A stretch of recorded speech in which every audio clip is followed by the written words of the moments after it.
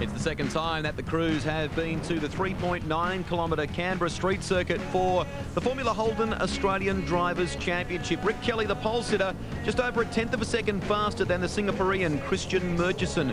Alan Gurr and local driver Dale Breed, who's been running in the Konica Series, making a welcome return. Conta Paris and Rowan Carrick at the very rear of the field as we welcome Cameron McConville to the commentary box. And Cam, they had a tough run here last season.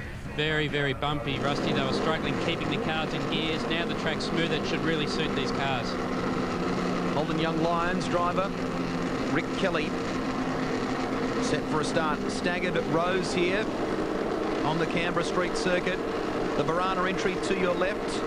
On the right, the Hocking Motorsports entry in the hands of Christian Murchison. Good start by Rick Kelly. Alan Gurr gets the ripper as well, and he'll try and fight down the inside. Can't do it. Murchison shuts the door as they head into turn one.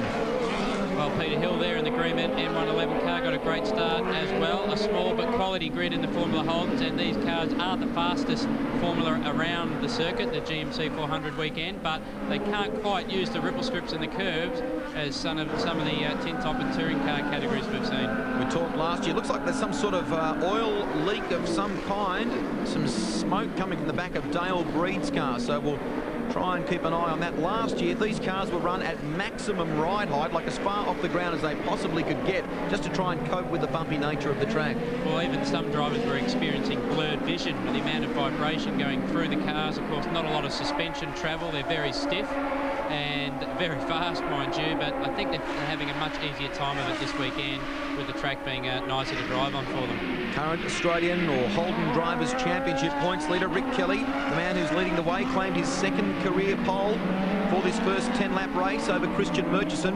Murchison's teammate has got some smoke coming from the back of his car. That's Dale Breed. He's fighting with young Alan Gurr in third position in the Konica Reynard.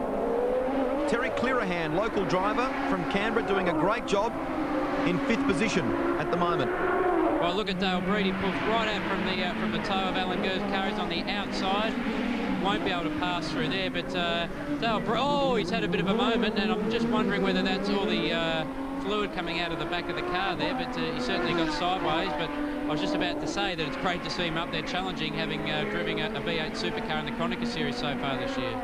Keep in mind, these guys only had limited track time as well. Qualifying was actually reduced from a 20-minute session to a 10-minute session, so some of them, particularly guys like Breed, who are trying to acclimatise himself once again with the Formula Holden, quite a transition that can from a V8 supercar back to an open wheeler like this. Well, you couldn't get two totally different cars around this circuit, a V8 and a Formula Holden. So let's just have a look on replay here. Yeah, it looks like he just got the power on a bit early in the mid part of the chicane there and had a big moment, but he gathered it up okay. Qualifying being reduced like that too, you find that they run a very, you can see just a harmless slide really. But the Yokohama controlled tyre for this category is very hard, and with the cold conditions that they would take longer than 5 or 10 minutes to really start to work. You saw in that replay there that it wasn't just Breed that had a moment coming into that corner, because also Peter Hill got a little bit sideways. So that the colder temperatures here in Canberra, it's around about 12 to 13 degrees ambient temperature at the moment. It gets down to much colder than that overnight. So the cold conditions really could be a factor. Certainly will be, and the cars work well on a high-speed circuit because they generate a lot of downforce. They don't generate as much downforce on this tight and twisty track, so the drivers have to be a little bit more patient, perhaps start with the tyre pressures considerably higher for the start of the race than they normally would. Just checking some of the records. This will be a career best effort for Clearahan if he finishes where he is. Dramas for Dale Breed. They continue now. It seemed as though when they came out of the roundabout he was having trouble picking a gear. Lost a lot of momentum, has been passed now by Peter Hill as well. He is, and he seemed to get going about halfway up the back straight there on Flynn Avenue because he started to balk Peter Hill, but there was also a meatball flag being shown, and I'd say that would be for Dale Breed. That's a mechanical flag, or that there is something mechanically not right with the car. Looks like he's chosen to ignore it because he's still going, but there certainly was a meatball flag shown on the back straight there. We understand from pit lane that the Hocking Motorsport crew are a little concerned this oil leak, that's what they believe it is, may get worse for Dale Breed. So the local driver racing at his home event, can he try and nurse this car home? He seems to have picked up a bit of speed once again further back in the field. Roger Oakeshott, Rowan Carrick there.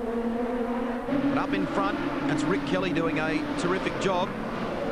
Oakeshott continuing to hold out Con to Paris. Then it's Ian Peters. And on the back of that group, Rowan Carrick. Much smoother transition there, Cam, where the circuit really does change. Last year really fell away to the left-hand side, didn't it? Well, it drops off Canberra anyway there, so they need to make the transition or the change of bitumen as smooth as possible. These guys will be appreciative of that. And interesting, just behind Roger Oakeshott there, Con to Paris, just dropping off the pace a little bit, but Con has been someone that we've seen in various categories of motorsport over the last few years. I had a bit of a break, but he's back in now and finds that these cars really keep him dialed in. He wants to be in V8 supercars ultimately and the Conacher series, but these keep his reflexes sharp and he really enjoys driving them. He was scheduled to drive for Terry Steer in the Wakefield Park round of the Conacher series in the car that Dean Canto used to win last year's championship, but didn't end up doing that. Had a steer in a Formula Holden for Hocking Motorsport in Darwin, and behind the wheel of a Reynard this weekend, doing a good job at the moment for Ralt Australia. Roger Oakeshott in the Sportsmed entry from South Australia, just up ahead of him at the moment. Ian Peters in behind, then it's Rowan Carrick. See there the difference in the circuit, Cam, where they've widened that part of the track. And it's very handy going into the braking area because that's where you need to pass. Rick Kelly has a commanding lead in the Holden Young Lions entry being run out of the Barana workshop.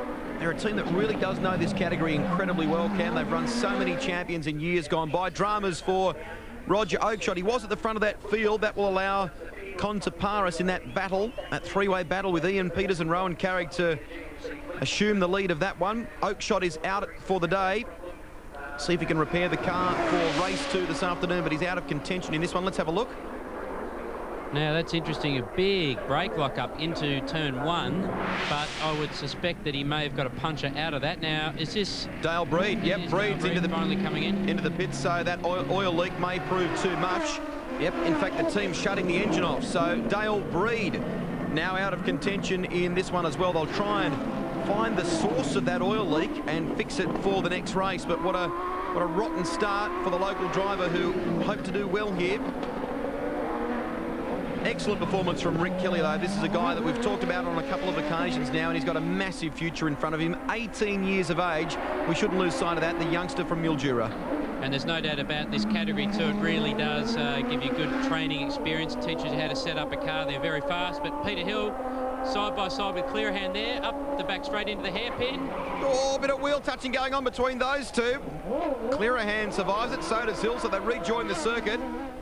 And that battle will resume. The M111 driver, Peter Hill, in behind Clearahan. Keep in mind, this is Clearahan's best effort in the Formula Holden ranks. Again, Hill looks down the inside. That's a big late braking move. Oh! And Hill's run off as well, so this has turned to disaster for both of these two drivers. He just manages to get up and over the curb, Peter Hill. Oh, and he spins it again, so... Well, this car is not a bulldozer. That is just the only way we can really sum it up. Clearahan's pulled clear now. Well, the amazing thing is the car looks fairly intact, Rusty. He used the front wing as a bulldozer to move the corner a little bit. He was definitely keen to get past and wanted to get past in that corner. Perhaps a little bit over-exuberant, locked the brakes, but they both continue on. Kevin Murphy running this car, Greg Murphy's dad. They've had a lot of experience with the Formula Holden. Now let's have a closer look. This is at the very end of Flynn Place. Well, this is the first one going into the roundabout near the Chinese embassy. They lock up. Now, Peter really wasn't Peter's fault there. Looks like Terry went in a little bit too deep, and on the inside you can see there, and Peter had nowhere to go. So they both continued on, and certainly the race director or the stewards would look at that and say, well, they didn't really gain or lose out of straight lining the chicane. They'd leave that one go. It was up to the second hairpin that Peter went in even deeper again and just sort of basically took them both off the road there. He didn't make the corner, ran into the tyre wall here and decided that he'd probably just move that out of the way rather than grab reverse gear, and continued on. Who needs a circuit designer when Peter Hill can redesign it for you? Spins it again. Tell you what, he's so lucky he didn't damage the wing of that car. Totally intact. I know Peter takes his racing very, very seriously, so he'd be annoyed at that for sure. difficult to tell from the times, but it does seem as though Christian Murchison in the Hockey Motorsports car, who's running in second at the moment, has been able to close that gap on Rick Kelly, but it's still, as you can see there, quite a big gap. So the youngster from Mildura on course to take out his third race win in the Holden Australian Drivers' Championship. Was really tested in recent rounds at both Darwin and on the streets of Adelaide by a former champion and a guy who's now stepped up to the Konica Series, Simon Wills. And Wills has gone on to bigger and better things since he left this championship. Came back for just 2 rounds and has recently been signed by the Cat Ford Racing Team for the endurance rounds of the Shell Series. So guys that come out of the Barana workshop as drivers really have learnt their racecraft, Cam, haven't they? Well, they have. Paul Stokell, another one, obviously progressed into supercars in the Nations Cup. And looking at Rick Kelly, he's going to be another result of that formula in Barana racing. But I don't think he's really pushed that hard here. The car attitude, it's very smooth and tidy, and I think he's doing it pretty comfortably. Great result for Malcolm Ramsey in the team, and in particular for Rick Kelly. He takes it out. Race 1 on the streets of Canberra. More valuable points in the Holden Australian Drivers' Championship. Top effort also for Christian Murchison. It seemed as though he really closed the gap at the end there. And here's young Alan Gurr, a 19-year-old from Sydney, 3rd position.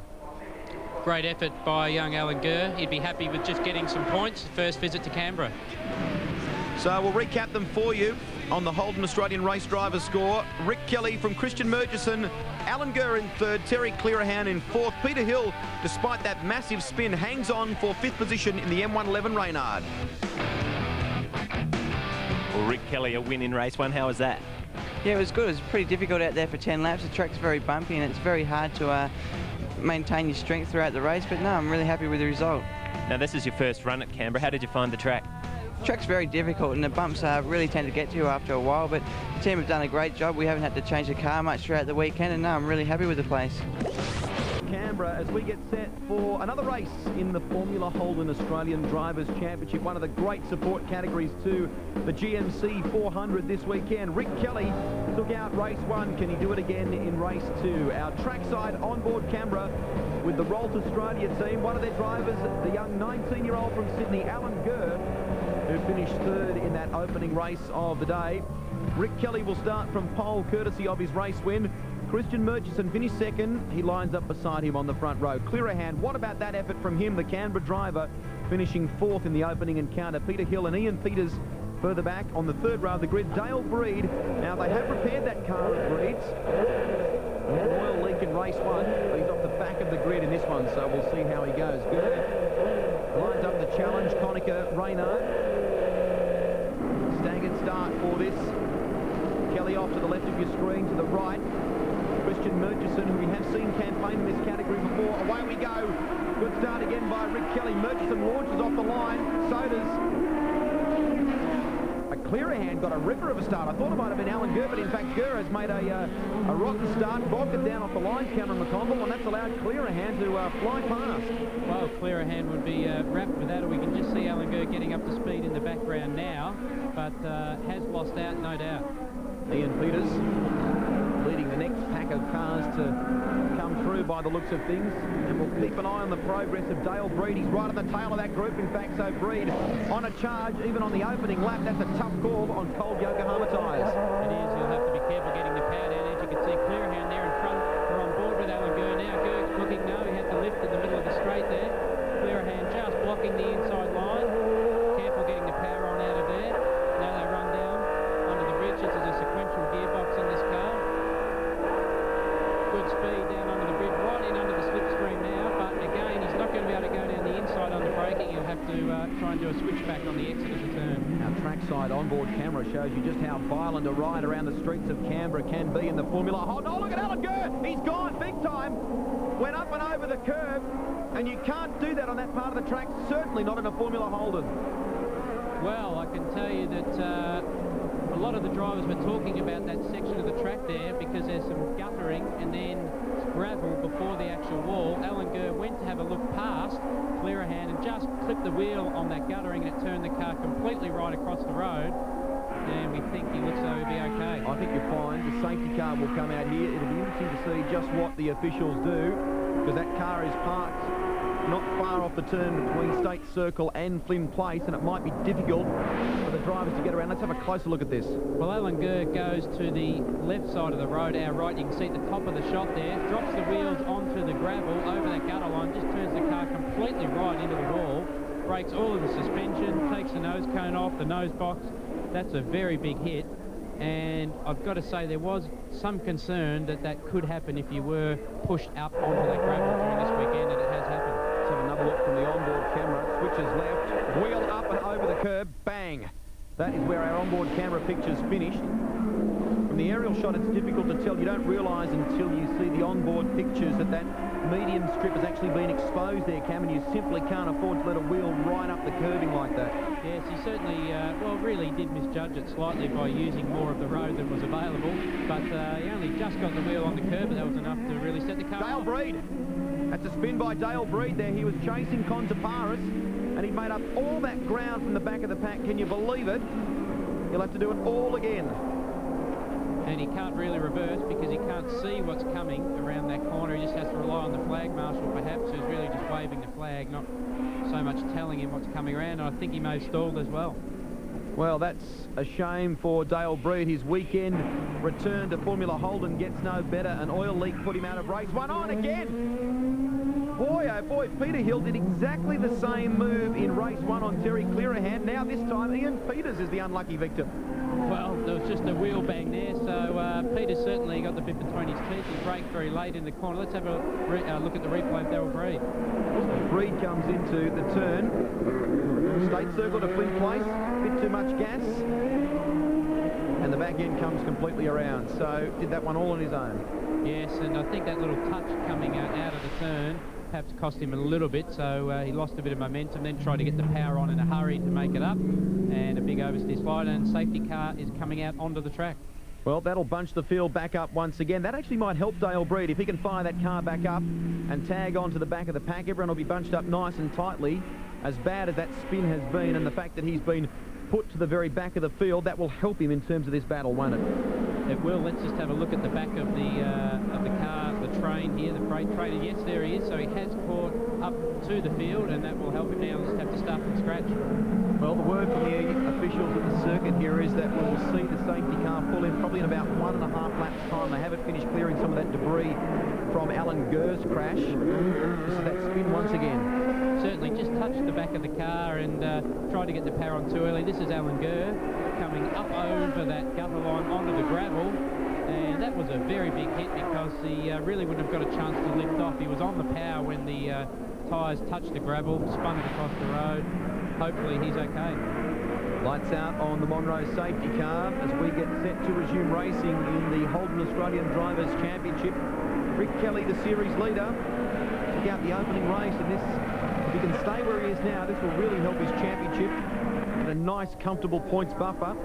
We've seen Christian Murchison at the wheel of the Hockey Motorsport car for the last couple of rounds, Cam, but he just doesn't seem to have the car speed to match it with Kelly.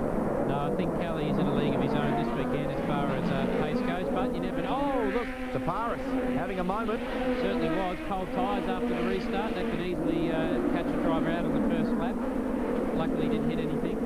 It did allow Peter Hill to pick up a position, though, so Taparis moves one further back. Excellent effort once again by Terry Clearahan, who's just up ahead of Peter Hill.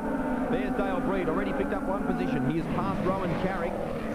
Got a lot of work ahead of him, though, if he's to try and move up into some sort of contention here. Well, Christian Murchison will know that Rick Kelly has the pace. He knows he's followed him around in qualifying, but he's still got to hang in there, try as hard as he can, press as hard as he can, because Rick could make a mistake. It's a very bumpy circuit. It could take its toll on the car, so he has to just keep on pressing. Roger Oakeshott, the next to be passed by Dale Breed, so Breed continues to move his way forward. Spirited fight back from the young Canberra driver, the 25-year-old, has been racing for the NRC International team in the Konica V8 Supercar Series this season. Ex-Formula Holden driver, and enjoying the switch to the V8 Supercar, which we pointed out earlier is quite a big transition. Doesn't seem to have struggled too much in switching back to a Formula Holden, though. No, he's been quite exciting to watch. He's had some good speed this weekend, but hasn't had a lot of luck. Down the inside of Peters now. So this is a good effort. by the Canberra driver. You can hear the car squealing under brakes there, so he's really pushing very hard. Already pulled clear of Peters. The next person he's got to try and get is Paris. In fact, then Peter Hill, he could actually move into contention here for maybe a podium position. That is not out of the realms of possibility. That would be a great effort off the back of the grid, and really off the back again after that incident behind the safety car. We see Murchison not losing too much ground to Rick Kelly. Pretty much the same as we saw in the earlier race, running at a similar pace, but Rick Kelly has been the class of the field all weekend. When drivers in these sorts of cars come to a track like Canberra, where there's not a huge amount of data, they've obviously got some information from last season, but the circuit has changed from last year. What sort of things are they looking to do in terms of setup? Well, they first of all go out because there's some new surface around the track that we've talked about today, so they firstly go and try and set the car up for that, try and match the tyre to the road surface, so they may have to change springs as opposed to last year, shock settings, things like that. So there will be a fair bit of fine-tuning year to year, even though the track remains the same. Murchison doesn't seem to have been able to close that gap, although I must say it hasn't increased. So if anything, Christian Murchison really driving the wheels of the Hocking Motorsports Formula Holden. Now Peter Hill and Terry Clearahan prepared to change, or trade I should say, blows again. Who will give in this one? Clearahan. Oh, Clearahan spun it. Clearahan has spun it. The back end simply came around on him, Cameron. Well, I've got to say there, Rusty, I kind of thought something may have happened. Old sparring partners there, but nearly touching wheels up the straight. Well, Dale Breed's really made some ground there, hasn't he? Picked up 2 positions and wheel banging with Peter Hill as they come down into this turn. So excellent effort by Dale Breed, now up into 3rd. Let's have a look at this. Peter's on the outside. He tries to go right around, but it's really very difficult to do that. And Clearahan just blocked the rear, spun around, probably went in a little bit too deep himself. But one thing I'm convinced of, Rusty, and that is Peter Hill does not let his wife watch his motor racing. So Dale Breed surviving from that spin earlier to really rocket through the field into 3rd position. There's his teammate, Christian Murchison, sitting in 2nd. Coming across through that part of the track with the old Parliament House off to the left of the circuit, the right of your screen. Murchison really moving about a bit on the circuit, Ken. Yeah, he's still trying very hard. You can see lock the inside front brake there. So he's having a real red-hot go in this car, and it's the locally built Hocking car. And the budget, obviously, a little different to Rick Kelly's outfit, the HSB Holden sponsored Young Lions outfit. So I think he's doing a great job, really, to get quite close to the tail end of Rick Kelly. Kelly is on course to make it a double. We're on our way home in this one, winning race 2. That'll extend his championship lead, can you believe it, to a massive 71 points. So that'll be his 5th race victory as well in the Formula Holden Australian Drivers' Championship. Solid effort from Christian Murchison in 2nd position. There you go, last lap around Rick Kelly, a 1:47.8 by the looks of things. So really driving very hard, but the lap record around here actually held by Simon Wills. It's a 1:39.54, so that's a surprise. I would have thought with some of the changes to the circuit we would have seen faster time this year. Possibly the fact that he's not getting pushed too quite as hard. Rusty's in a comfortable rhythm and maybe just doesn't want to stress the car or press any harder than that. Well, no stress for Rick Kelly. He takes out this round on the streets of Canberra. Look at the team, Malcolm Ramsey and all the boys from Barana Engineering who run that car for Rick Kelly. A clean sweep of things on the streets of Canberra. Murchison, 2 starts, 2 seconds, so that's a good effort. And Dale Breed, right from the rear of the grid, survived a spin, rejoined the back of the pack, and he will finish in 3rd in the final race of the day. So a nice end to the weekend for the Hocking Motorsports team as well, and for Dale Breed, the 25-year-old local. And getting across the line in 4th position, Peter Hill. That's one of his best efforts, Cam, in the Holden Australian Drivers' Championship. It is. After all his incidents, he got through quite cleanly in the end. Great effort by Peter. Let's recap them for you on the Holden Australian Drivers' score at the end of the 2nd race. In round 4 of the championship, Kelly, your winner. 3.6 seconds the margin in the end over Christian Murchison. Dale Breed home in 3rd. Peter Hill in the M111 Racing Reynard finishing in 4th. Clearahan, the local, in 5th. Then it's Paris, Ian Peters and Roger Oakeshott. Let's go trackside. Here's Brenton Ramsey. Well, Rick Kelly, a convincing win in race 2. Did you think when the safety car came out that Murcho was going to close up on you? Yes, I was a bit worried there early on. I was worked hard to get a gap on him, and was a bit disappointed when the safety car came out. But no, I worked hard after the safety car went off to get a gap, and I was pretty happy from there on. So the car performed well around the Canberra track? Yeah, the team have done a great job. We've had to make very few changes this weekend, and it's just been like it's on rails the whole time, so we're very happy, yeah.